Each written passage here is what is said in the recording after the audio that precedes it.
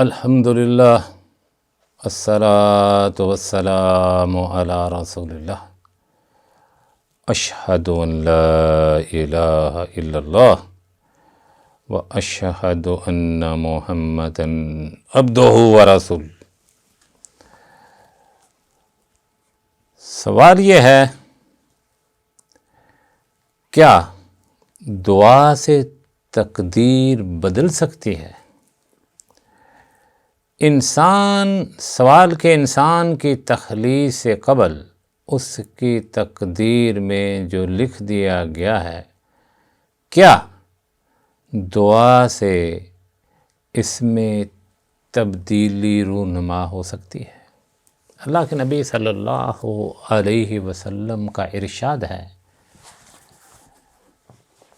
کہ زمین و آسمان کے پیدا ہونے سے بھی 50,000 سال پہلے، کتنے؟ زمین بھی نہیں پیدا ہوئی، آسمان بھی نہیں ہے، اس سے بھی 50,000 سال پہلے اللہ رب العزت نے انسانیت کی تقدیروں کو لکھ دیا تھا۔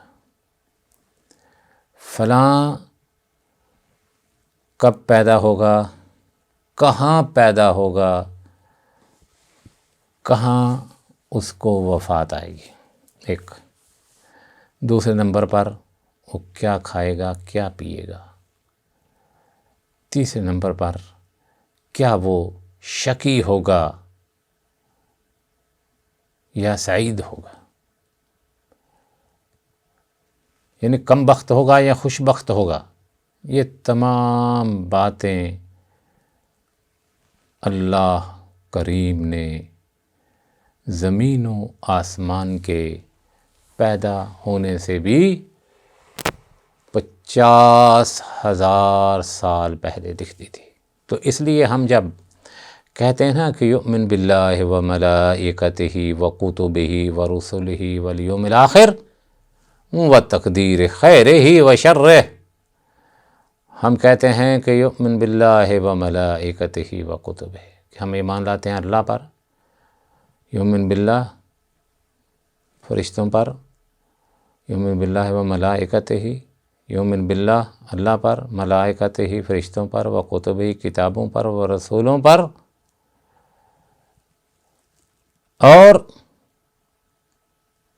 اچھی اور بری تقدیر پر، یؤمن باللہ و ملائکتہ و کتبہ و رسلہ والیوم الآخر، آخرت کے دن پر، اچھی اور بری تقدیر پر۔ یہ 6 ارکان الایمان ہیں۔ اگر ان میں سے کسی ایک پر انسان تردد کا شکار ہو یا ایمان نہ لائے، دائرہ اسلام سے خارج، فنش۔ یہ ہیں ارکان الایمان۔ ایمان کی عمارت ان 6 ارکان پر کھڑی ہے۔ آخرت کے دن پر ایمان نہیں، کافر ہے۔ اچھی اور بری تقدیر پر ایمان نہیں، فنش، کافر۔ اب ہم عرض کریں گے کہ کیا دعا سے تقدیر بدل سکتی ہے کہ نہیں؟ مثلا ہم دعا کرتے ہیں کہ یا اللہ ہمیں دولت دے، مقدر میں دولت تو لکھی نہیں، تو کیا یہ ملے گی؟ یا رب بیٹا عطا کر دے، یا اللہ بیٹی دے دے، مقدر میں لکھی نہیں، مل جائے گی کہ نہیں؟ بات یہ ہے، کیا دعا سے تقدیر تبدیل ہوتی ہے کہ نہیں ہوتی؟ یہ بات۔ شیخ حفظہ رحمہ اللہ کہتے ہیں کہ انسان کی تخلیق سے قبل اس کی تقدیر میں جو لکھ دیا گیا ہے، کیا دعا سے اس میں تبدیلی ہو سکتی ہے؟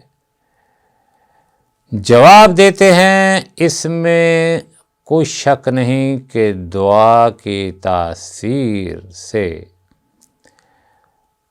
اس میں کچھ شک نہیں کہ دعا کی تاثیر سے لکھی ہوئی تقدیر میں تبدیلی ہو سکتی ہے، لیکن اس تبدیلی کے بارے میں بھی لکھ دیا ہوتا ہے کہ یہ دعا کے سبب ہوگی۔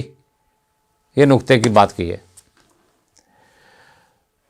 تقدیر میں یہ بھی لکھ دیا گیا تھا کہ اس میں تبدیلی آ جائے گی کیونکہ وہ دعا کرے گا، یہ بھی تقدیر میں لکھ دیا گیا تھا۔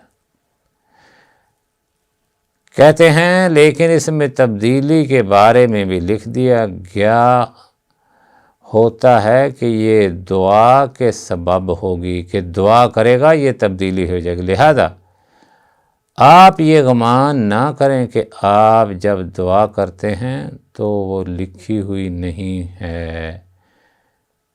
آپ یہ کہ جب دعا کرتے ہیں تو وہ لکھی ہوئی نہیں ہے، بلکہ دعا بھی لکھی ہوئی ہے، اور دعا سے حاصل ہونے والی چیزیں بھی لکھی ہوئی ہیں۔ جو آپ دعا کرتے ہیں، ہاتھ اٹھاتے ہیں نا اپنے رب کریم کے پاس، یہ بھی تقدیر میں لکھے ہوئے تھے کہ آپ دعا کریں گے اور یہ دعا کریں گے۔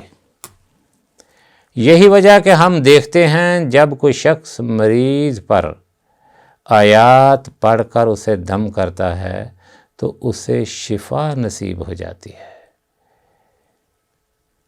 اس سریے کا، اس قافلے کا قصہ مشہور ہے جسے نبی کریم صلی اللہ علیہ وسلم نے کسی مہم کے لیے بھیجا تھا۔ وہ ایک قوم کے مہمان کی حیثیت سے مقیم ہوئے کسی بستی کے پاس، مگر ان لوگوں نے ان کی مہمان نوازی نہ کی۔